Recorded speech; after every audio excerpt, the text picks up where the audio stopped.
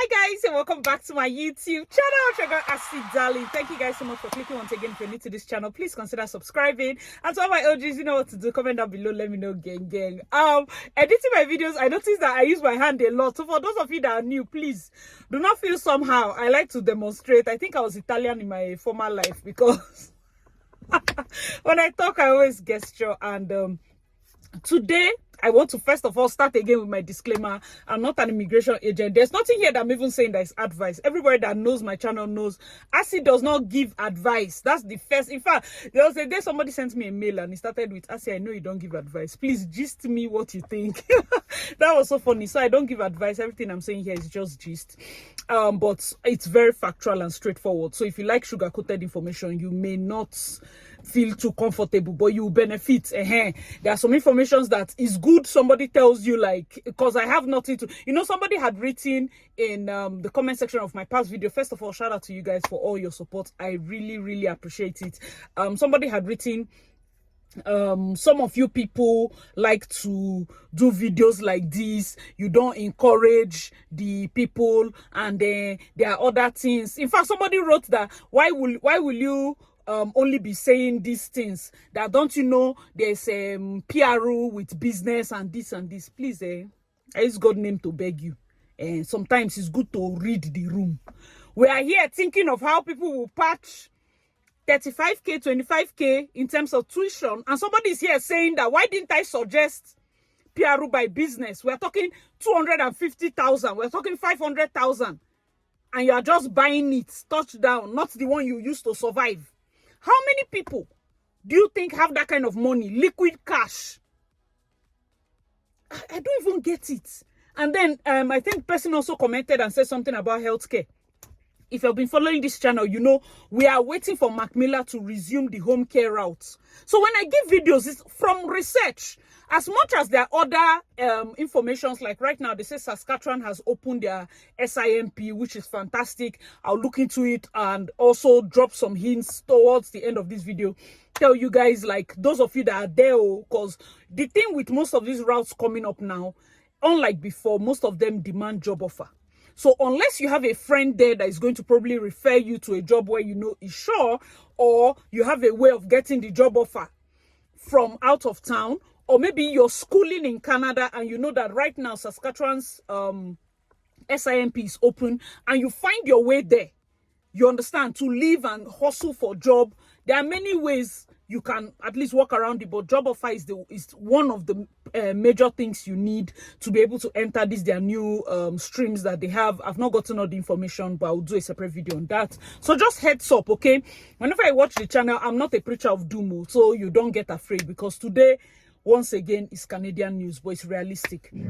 All right, so let me post this clip from news agency, because let it not be like it's always ASY that is saying these things. There's a clip from a news outlet relating to the matter we're about to discuss, so watch this clip. Canada is turning away more people at its borders and approving fewer visas, according to new government data obtained by Reuters. The new data showing a crackdown at the country's border comes as there is a growing dissatisfaction from Canadians in how Prime Minister Justin Trudeau's Liberal government has been handling immigration, with next year being an election year. According to the data, in July, Canada rejected a record 5,853 foreign travelers, students, workers, and tourists, marking the highest number since at least January of 2019. Border officers also deemed 285 visa holders inadmissible in July, another record high. The average monthly rejections for the first 7 months of 2024 reached 3,727, a 20% increase from the previous year. Immigration data shows that in June, the ratio of refused visitor visa applications was the highest since the pandemic began. Approvals for study and work permits have also declined from previous highs. The Canadian government is feeling pressure after polling suggests people believe the country is admitting too many immigrants, and that is exacerbating their housing shortage and driving up prices. Canada's immigration minister, Mark Miller, says Canadians want a system that is not out of control. His spokesperson attributed the drop in study permit approvals to a new cap announced earlier this year. A spokesperson for the Canada Border Services Agency said that changes in the number of people getting turned away could be due to shifting migration patterns or policy updates, though no specific policy changes were mentioned. The spokesperson emphasized that the CBSA's approach to whether someone is admissible or not remains the same. All right, guys, let me know your thoughts in the comment section below. It is not news that Canada has increased visa rejection. I didn't think it was worthy of having its separate video, but study visa rejections went up sharply, especially with the study courts and all of that. Universities are crying out because a lot of them have seen rapid decline in international students, and most of their programs and their school policies and their facilities were kind of their projects had the framework of funding solely on international students. In a province like Ontario, for example, the provincial funding for tertiary institution was cut. So how do you want these schools to generate money? As much as I want to relate the news as somebody that was an international student, and I want to relate the news from the eyes of Canadians that are, stressed out with immigration, I also want us to be realistic. Schools and institutions are businesses. They are running a business. Before Canadians, you people, Canadians, will get angry at the amount of international students. First of all, get angry at a government in a first world country that thinks it's okay to cut education funding for tertiary institutions. It doesn't make sense to me, and I'm coming from Nigeria. I'm coming from a third world country, and I felt like most of the problems people will have here, I will need further mass to be able to solve it. But the amount of common sense problems people are having here is not making sense. Why are you cutting funding to tertiary institutions? How do you want them? That's the reason why lots of tertiary institutions went into evangelism, so to speak. They started packing international students, generating programs that didn't have head: strategic business management, international business management, international business management, international business, like everything. They were just inventing courses left, right, and center because they have to raise funds. They have to build the residents. They have to build, keep up with payments, their expenses, and the rest of them. So now that they have reduced all of that, these schools are crying out. And then the implication for those of us that are coming from out of our countries, Ghana, Asia, other Caribbeans and all of that, is that most people that have submitted visa applications, they've seen denials, as well as acceptance, because it's not everybody that has seen denial. Let's put it out there. It's just that right now, you cannot joke with how you package your documents. You have to put, in fact, there is there's a YouTuber, RR Dancel. She did a video where somebody saw denial even having over $400,000 as proof of funds. Yes, they denied. Because I also want to add, having too much money might be a red flag. Yes, as funny as it sounds. Having less money is, in fact, that one you're not serious. But having too much money, you're applying for study visa and you're showing an account of $1 million. There's just a way it is. Have realistic, financial plan. Make sure that all your ducks are in a row in terms of your documents. And then if you can, there are certain schools that I'm sure they will not even meet up with their quota. Just say, for example, you're the 10th person that has submitted a PAL for a particular university. You have maybe a better chance because we do not know the system they use to deny or approve visas. But I know that with institutions, fighting back, government is going to look into it, because one of the things I said when the PAL system was introduced concerning this whole visa rejection thing was, if you tell school you only have 20,000 people and the school, they have managed and they have, gone through all their documents and they have issued 20,000 PAL. You look now, you IRCC, you will look through those documents, right? The people that you reject, do the schools now have the right to issue another PAL to a different student? Because this is something like, do you mean that simply because if I send you 20,000 people and you reject all, does it mean no international student will come to my school? You know, these things are still trial and error. And for most cases, I know how it feels. I want to first of all encourage everybody that probably got a visa denial. It is not the end of the world. I know it sounds weird for me to be in Canada and tell you that Canada is not heaven. But Canada is not heaven. Seriously. We need to like calm down. You know, people are crying. There's a lot. Emotionally, this thing is a roller coaster. Especially for those of you that know, Canada is a waiting game. It is just a waiting. That's why I say you should be patient. I did a video, my last video, where I was telling people like, you might need to go back and wait it out. You understand? Some people are like, oh my God, what kind of, advice is that? Because there are times you get to when somebody, I think there's a saying that goes, you stoop to conquer. Like, you have to step back a bit to be able to see the bigger picture. You can't see a fine house when you're at the front door. You have to step to the other side of the road so that you can see the entire house, okay? So sometimes it's not failure to go back, check how you presented your documents, make sure your home ties are strong. If you're submitting things from your dad, does he have landed properties? Do you have siblings there? Strong home ties, very important, okay? Another angle, this is study visa denial. Visit visa denial is not news. That's the second type of denial and rejections that people have been facing. It's not news. They've been rejecting people. In fact, I have a friend of mine that submitted visa, I think visit visa for her husband. They have not opened it though. These were the people. The husband is now in Canada with PRO. Everything is, I don't think they have even touched that visit visa application. It is so crazy. So imagine that she never qualified for PRO. So that you would just leave a document like that. And it's tougher for them to approve visas for young men. Just visit, because right now, like they said, temporary visas were reduced. Those of you that were following me when I was doing the back-to-back videos, in fact, right now people are like, oh my God, Canada has come again. You know that there was a period where I had to be reporting news every day. That was when Mac Miller had our time. Like right now is even a bit calm.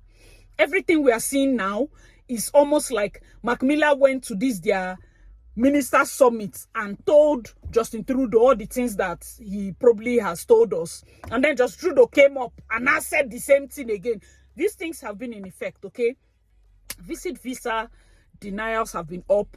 Most people are seeing more approvals, especially with parents and the rest of them, they give them. But if you're lucky to get, you usually get 10 years. Yes, 10 years multiple. That's for those of you that did 10 years passport. It's better to do a 10-year passport and pursue visit visa if you want that.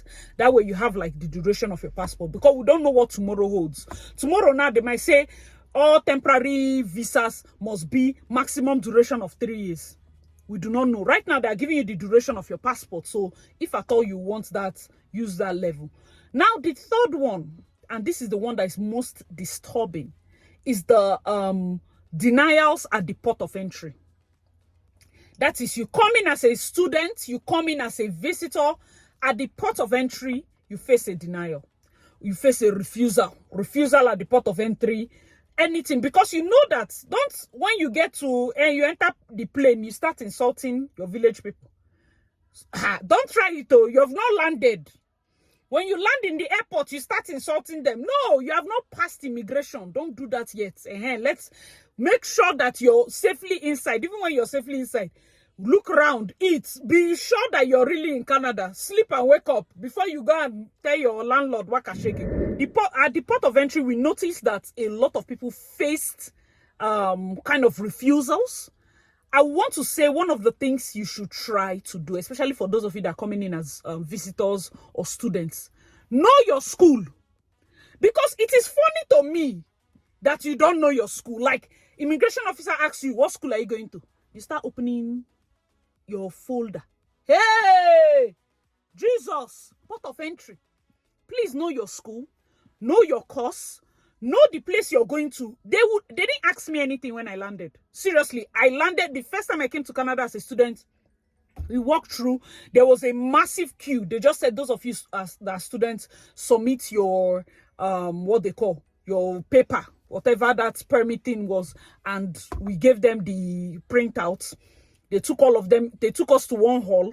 We sat down there. They called us and started giving us permits and stamping on our distance. That's all. There was no question, what school are you going to? But right now, it's best to prepare. Know your school. Know the course you're going to study. When they say, what are you studying? You don't know. You say, an agent choose them for me. Don't try me, oh. Don't do the one that is like, hey, I don't know. I'm sure it's altars from my father's house. That my wicked uncle. It's not your wicked uncle. Better read. Go and open this thing that you chose. Sometimes I ask somebody, what course are you doing? He's saying, management something. You're not doing me. Know your school, know your course, know where you're going to in case they ask your address. So where are you going to? Oh, I'm going to XYZ place in Markham. I'm going to be staying there and all of that. That's all you get. Some of you may, in that your envelope, please have the envelope where you print out. They didn't need from me my proof of fund. They didn't need it. But just in case, have that. Have all the documents that you need. Just have it. There's nothing wrong with having it. The preparedness helps. Another thing I want to beg you, I know that some of you actually have everything. You know everything, but nerves. Try to be confident, okay? Try to be confident. Do not allow nerves to overcome you and you start crying. They never ask you anything, don't they cry? You're legally entering the country. You're not a thief. Calm down, okay? How you present yourself is also important because you get at some of them the dread, like you don't look like a Yahoo boy. Then you're saying, why are they interrogating me? It must be racism. You say, look yourself. Will you not interrogate yourself? Please, look okay. Look okay. Help me. Look okay. I'm not saying that you should tie gele and overdo. I'm just saying that you should look presentable. Don't go and look like you're in fact, don't do it. Please. It helps a lot because you know that these people are master psychologists. They look at you. They want to see the way you carry yourself. They have 5 seconds between when you are at the front of the queue and when you approach them to decide what to ask you. And now you're dressing now, don't first tell them to say, oh yeah, this guy, just they go. Be going down the hall. Now that time your eye go clear. Arrange yourself well, okay? Very important you have your documents, you arrange. I'm not saying that even when they send you there, you start crying. Sometimes it's just routine. It doesn't mean anything. You go there, be confident, answer your question. At least by the time they don't send you go there, you now hear my voice. That, hey, that Hasi told me that I should not dress like a thief. That time you will not hear it. But even when you go there, don't be afraid though. Arrange yourself and talk well, okay? I will always say it, think before you talk. Sometimes even when you now go to that place and probably they want to get into your head and all of that, you think before you talk. Why I'm saying this, especially for those of you that are students or you're coming in as visitors, I don't think they interrogate students like that too. But for visitors, now why I'm saying this is because we have noticed another thing that is sad. And that is people come in with visits and at the port of entry, they are almost cajoled into seeking asylum. Those of you that are Canadians, please, is there a political essence to that nonsense? There are people that under duress had to seek the asylum. There are some people that they were detained almost for hours. They will stretch it out. Let me sound this warning to you. On no account, I don't care how you came. I don't care nobody should make you seek asylum. Don't ever. Hey, I see, just asylum. If I narrate what people are going through, you will tell me if it is worth it. If I narrate what people are going through, don't ever seek asylum. Unless you're actually running, like you are seeing people in South Sudan that are running from war. People in Congo that are running from war. You don't have anything. Say now one uncle that is wicked in your village. Let me advise you because there are many Nigerians that have been employed in IRCC. There are Indians that have been employed in IRCC. They will see through that your stupid story. You see all that nonsense story you want to tell now.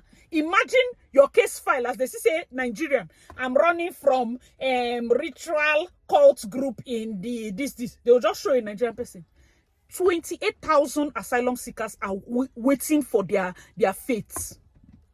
There are people in this country that are not sleeping. They are afraid. They are facing deportation, denial, or anything. But by this time, it is even too late. Some of them now have the money. They want to go to school, but it's late. It's late. You can't go to school. You came to do asylum now. You have to wait for them to finish your asylum application.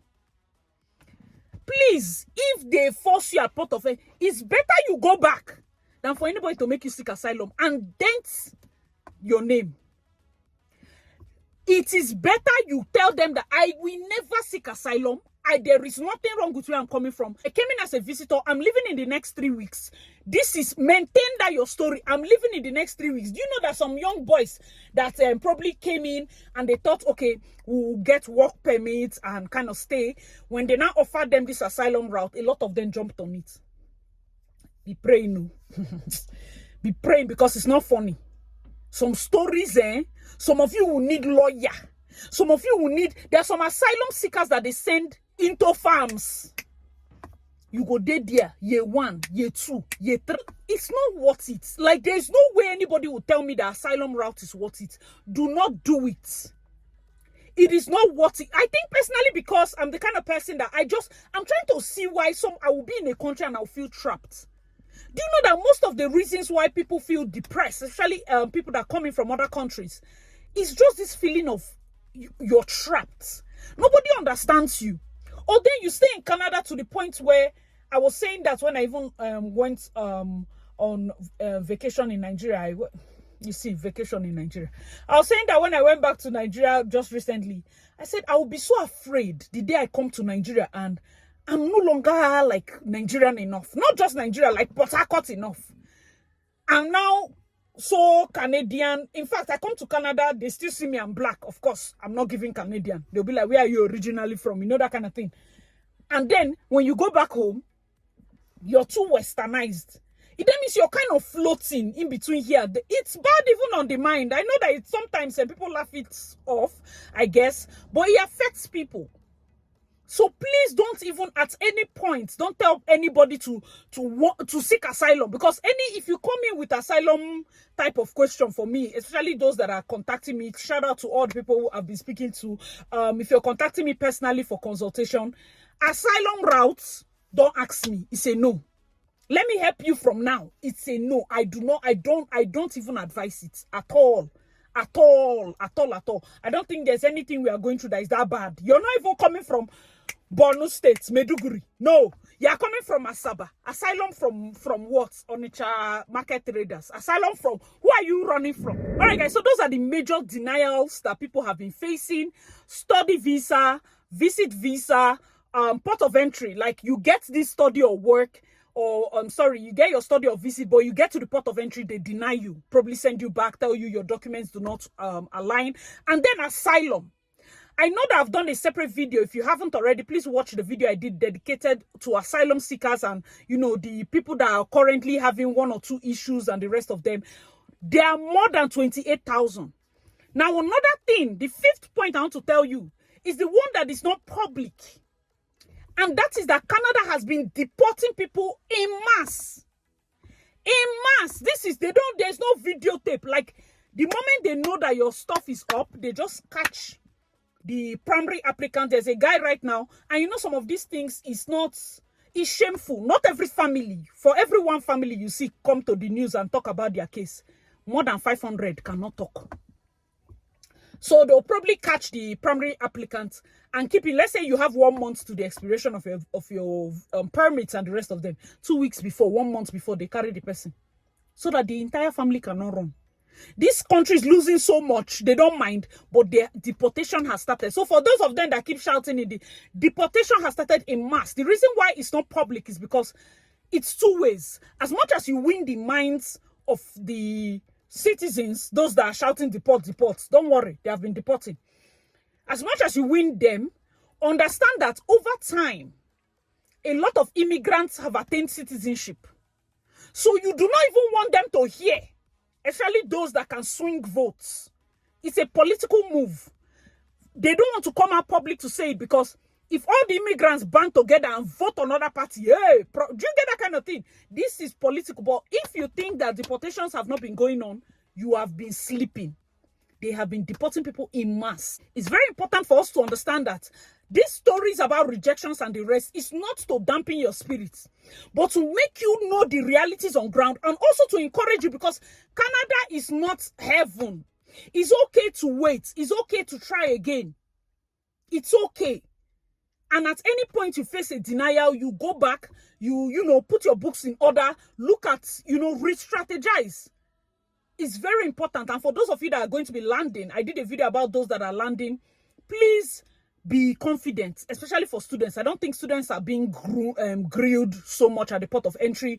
Those of you that are students that just came in, let us know your experience. If a visitor that also came in recently, let us know your experience at the port of entry. If you have any of these stories, because most of these stories are like proper legit. People had cousins, direct people that they were beckoning on at the port of entry to move to asylum. Encouraging you, God's time is the best. Whatever God has spoken upon your life is going to come to pass. If this is where God has proposed for you to be, you will definitely get it. Continue to pray, continue to seek the face of God, and if God is saying no, don't come here, my dear, better for you to seek God and hear him and avoid here, because there's a way this place is. So that's another thing I want to tell you. All right, guys, let me know your thoughts in the comment section below. Hope you enjoyed this video. More videos are going to be coming by the grace of God. Make sure to like, subscribe, and I'll see you in my next one. Bye, guys. Why you see me dance so